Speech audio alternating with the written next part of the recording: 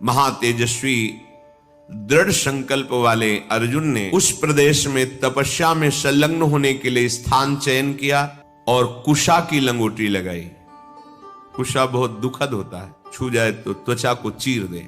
लंगोटी लगाई और एक दंड समीप में रख लिया और अपने गांडीव धनुष और तूणीर को वृक्ष की डाल पे से टांग दिया और हाथ जोड़कर भगवान शंकर की स्तुति करके निरंतर भजन में लग गए। 1 मास तक 3 दिन 3 रात कुछ नहीं खाना, उसके बाद सूखा पत्ता लेकर के पाना। दूसरा मास 6 रात के बाद कोई फल ले लेना। तीसरा महीना 15 दिन 15 रात व्यतीत होने के बाद एक बार कुछ फल ले लेना। चौथे महीने में केवल जल पीकर रहना, फिर जल भी छोड़कर केवल वायु श्वास बस। अंतर महादेव जी के चिंतन में निमग्न, दोनों भुजाएं उठाए हुए, कोई सहारा नहीं, पैर के अंगूठे के अग्रभाग पर खड़े होकर के भगवान शिव के मंत्र का जप करते हुए आकाश की तरफ दृष्टि रखे हुए एकाग्र चित्त से उपासना कर रहे हैं। तदनंतर अर्जुन की भयंकर तपस्या को देख करके वहां रहने वाले जितने ब्रह्म ऋषि थे सब भगवान पिनाकपाणी महादेव जी के समीप गए और महादेव जी को प्रणाम करके कहा, देवाधिदेव, अर्जुन आपके लिए महान तपस्या से युक्त होकर के उपासना कर रहे हैं। हिमालय के पृष्ठभाग में स्थित होकर ऐसी उग्र तपस्या कर रहे हैं कि यदि आपने उनको सांत्वना न दी जो वो चाहते हैं तो दिशाओं में आग पैदा हो जाएगी उनके तप से। हे देव देवेश्वर, हम लोग कुछ समझ नहीं पा रहे कि उनको कैसे शांत करें।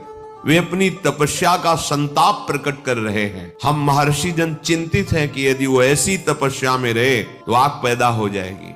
जैसे ध्रुव जी ने अपनी प्राणवायु बंद कर ली तो त्रिभुवन की प्राणवायु बंद हो गई, तत्काल भगवान को आना पड़ा।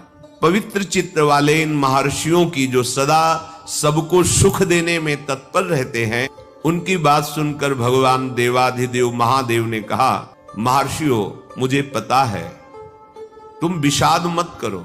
अर्जुन की तपस्या किसी को कष्ट देने के लिए नहीं है। अर्जुन के मन में जो संकल्प है वो मैं जान रहा हूं।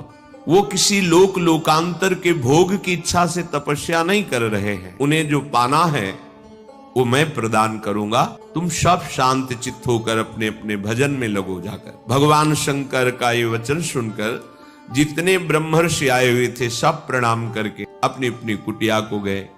उन महात्माओं के चले जाने के बाद सर्व पापहारी पिनाकपाणी देवाधिदेव भगवान शंकर किरात वेश धारण किया, दिव्य कांति, धनुष बाण धारण किए हुए, मृगचर्म धारण किए हुए, और भगवती उमा भी उसी भेष में साथ में, और साथ में उमा के साथ बहुत सी देवियां और महादेव जी के साथ उनके गण, पर सब किरात वेश में। जे ही भगवान शिव इस वेश में वन में प्रवेश किए तो सारा वन शांत हो गया। खग मृग पशु पंछी वायु जल सबका कोलाहल शांत हो गया, आवाज बंद। एक घुरघुराहट सुनाई दी उस अर्जुन को।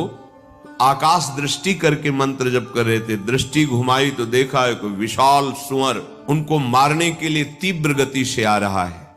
तत्काल अर्जुन ने अपने गांडीव धनुष को उठाया और प्रत्यंचा चढ़ाकर टंकार की, जिसकी ध्वनि उस शांत वन में गूंज गई। अर्जुन ने कहा, ऐ शुकर, मैं तपस्या में लगा हूं, किसी को कष्ट नहीं दे रहा हूं, फिर भी मुझे मारना पड़ेगा, क्योंकि तो बिना अपराध के मुझे मारने के लिए आ रहा है। सुदृढ़ धनुष वाले अर्जुन को प्रहार के लिए उद्यत देखकर किरात रूपधारी भगवान शिव ने सहसा रोका। ऐ वीर, इस शूकर को मैंने पहले शिकार रूप में निश्चित कर लिया है, तुम अपना बाण मत चला देना। परंतु अर्जुन ने किरात के वचन की अवहेलना करके तत्काल भयंकर बाण के द्वारा उस शूकर को बेध दिया। जैसे अर्जुन का बाण वैसे ही किरात वेशधारी भगवान शिव का बाण भी उसी जगह लगा। दोनों के छोड़े हुए बाण से सुवर्ण रूप त्याग करके मूक दानों विशाल पर्वत की तरह वो अपने असली स्वरूप में आकर प्राण त्याग कर गिर पड़ा।